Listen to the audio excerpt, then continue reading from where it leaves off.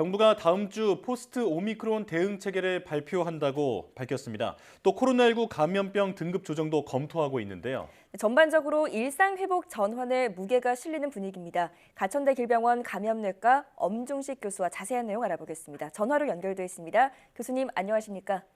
예, 안녕하십니까. 네, 다음 주 발표 예정인 포스트 오미크론 대응에는 현재 비상의료 체계를 일상 체계로 전환하는 방안이 담길 전망인데요. 교수님께서는 지금이 시적절하다고 보십니까? 예, 비상의료 체계를 일상 체계로 전환하는 것 자체는 반드시 필요한 일이라고 보고 있습니다. 예, 그런데 이제 언제 어떻게 할 것인가에 대해서는 아직 세부적인 내용 결정이 안 되어 있는 상황인데요. 네. 일단은 시기는 전체적인 유행이 충분히 좀 감소를 해서 이 입원 환자나 또는 위중증 환자 그리고 사망자 발생이 확실히 감소 추세로 변했을 때로 정해야 될 것 같고요. 예, 그다음 내용적인 측면에서는 1차 의료기관과 응급실 체계를 어떻게 일상으로 전환할 것인가가 가장 중요한 내용이 될 것 같습니다. 네. 그래서 이 부분에 대한 진료 지침이 확실히 결정이 된 이후에 시행이 되면 바람직할 것 같습니다. 네. 자, 또 정부는 사회 경제적 피해가 큰 만큼 거리두기 조치를 해제하는 데 우선순위를 두겠다고 밝혀온 만큼 다음 주 거리두기 조정에서 다중이용 시설의 영업 제한이 폐지될 수 있다는 전망도 제기되고 있습니다. 교수님께서는 어떻게 생각하십니까? 이제 우리보다 오미크론 유행을 먼저 경험한 나라들의 경우를 보면은 이런 그 거리두기를 전면적으로 완전히 폐지하는 그런 상황이 됐을 때 예, 유행이 다시 크든 적든 커지는 그런 양상을 보이거나 또는 그 과정에서 이제 위중증 환자 발생이나 사망자가 일부 증가하는 그런 패턴을 보인 바가 있습니다. 그렇기 예. 때문에 이런 다중이용 시설 영업 제한이 폐지되는 경우에는 아무래도 유행이 감소하는 속도가 상당히 느려질 가능성이 있기 때문에 이런 점을 고려해서 시점을 영업 제한을 폐지하는 시점을 결정할 필요가 있다고 생각을 합니다. 예. 자, 정부가 코로나19 등급 조정과 관련해서는 고위험군 보호와 치료비 문제 등을 종합적으로 검토하고 있다고 밝혔습니다. 등급 조정을 한다면 어떤 식으로 또 언제쯤 이루어져야 한다고 보십니까?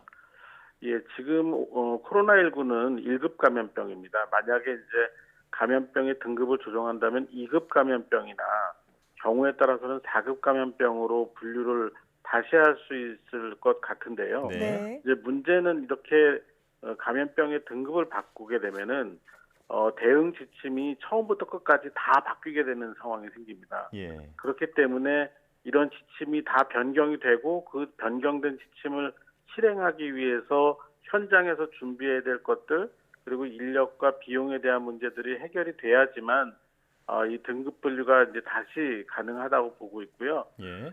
또 이제 말씀하신 것처럼 2급 감염병이나 4급 감염병이 되면은 지금까지는 그 코로나19 치료의 비용을 정부가 다 부담을 하고 있었는데 이게 예. 이제 개인 부담으로 돌아서게 되는 문제가 있거든요. 네. 이렇게 됐을 때 개인에게 부담되는 비용들을 전체를 다 개인 부담으로 갈 것이냐 아니면 일부라도 보전을 해주는 그런 정책을 만들 것이냐 그렇게 됐을 때 또 예산은 어느 정도 들고 어떻게 준비할 것이냐 이런 부분들이 논의돼야 될 것 같습니다. 네, 예. 철저한 준비가 선행돼야겠습니다. 또 정부가 검토하고 있는 것 중에는 고위험군을 먼저 진단하고 치료하는 패스트트랙도 포함이 됐는데요. 이게 패스트트랙이 시행이 된다면 실제로 상황을 개선하는 데 얼마나 도움이 될까요? 일단은 그 패스트 트랙을 만드는 것 자체는 고위험군들을 이 위중증 환자로 진행하는 걸 막는 데 큰 도움이 될 것 같습니다만 예. 네. 앞서 그 이 비상의료 체계를 일상 체계로 전환하는 방향과 같은 연속성에서 보면은 약간 메시지에 좀 혼란이 오고 있습니다. 그러니까 별도의 체계를 또 갖겠다는 의미로 받아들여지거든요. 그러니까 일반적인 일상의료 체계에서 이 고위험군들도 함께 해소할 방법을 만들지 않고 만약 패스트 트랙을 만든다면 예. 이 별도의 트랙을 유지하기 위해서 또 공간과 장소와 비용과 시간이 또 필요하게 되는 그런 문제가 있기 때문에 네. 이 부분도 실제로 이 고위험 시설에 해당하는 요양원이나 요양병원처럼 특정한 공간에 대해서 적용하는 정도로 조절을 할 필요가 있다고 생각을 합니다. 예. 자, 백신을 3차례 맞은 사람은 2번 접종한 사람보다 오미크론 변이 감염 회복이 나흘 정도 빠르다는 영국 킹스 칼리지 런던 연구팀의 연구 결과가 나왔습니다. 이번 연구 결과의 의미 어떤 게 있을까요? 우리가 그 오미크론 유행 기간 전에 3차 접종을 최대한 많이 할 수 있었기 때문에 지금과 같은 상황을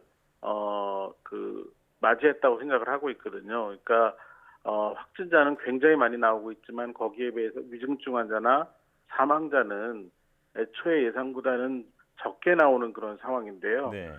이때도 3차 접종을 했을 때 환자들의 입원율이 줄고 치명률이 줄어드는 그런 현상을 외국 연구에서 본 바가 있는데 네. 바로 그것은 실제로 위중증 환자가 아니라고 하더라도 경증 또는 중등증 환자의 경우에도 이렇게 회복의 시기가 빨라진다라는 가능성을 내포하고 있었습니다. 이제 그게 이번에 정리돼서 증명이 돼서 나온 건데요. 예. 그만큼 백신 접종이 앞으로도 그 백신 접종 전략 수립에 따라서 우리가 잘 따라가야지만 되는 아주 중요한 감염병 대응의 핵심 요소이다 이렇게 말씀을 드릴 수 있을 것 같습니다. 네. 자, 마지막 질문이 될 텐데요. 지금도 논의가 되고 있는 문제 중에 하나가 코로나19 확진 중학생과 고등학생들의 중간고사 시험 응시 기회를 둘러싼 논란이 커지고 있습니다. 학부모 반발이 거세자 교육당국은 응시를 하는 쪽으로 검토하겠다 이렇게 밝히긴 했는데요. 감염 확산 없이 중간고사를 볼 수 있어야 하는데 현실적으로 가능한지 그리고 현실적인 방법이 있을까요? 결국은 이제 공간과 시간 그리고 한계의 문제라고 보고 있는데요. 네. 결국 충분한 공간을 확보를 해서 이 원활한 환기를 유지한 상태에서 시험 공간을 관리를 하면 전파가 거의 일어나지 않을 거라고 예상을 합니다. 네. 그런데 이제 학교라는 공간이 시험을 보는 공간이 제한이 되어 있으니까 학년 또는 뭐 어떤 형태로든 시간을 나누어서 그 공간을 충분히 확보한 상태에서 거리를 충분히 두고 환기를 하는 상태에서 시험을 여러 번 나누어서 보는 형태가 가장 가능한 방법이 아닌가 이렇게 생각을 합니다. 예. 자, 여기까지 듣겠습니다. 가천대학교 길병원 감염내과 엄중식 교수와 함께 코로나19 상황 살펴봤습니다. 교수님 고맙습니다. 감사합니다.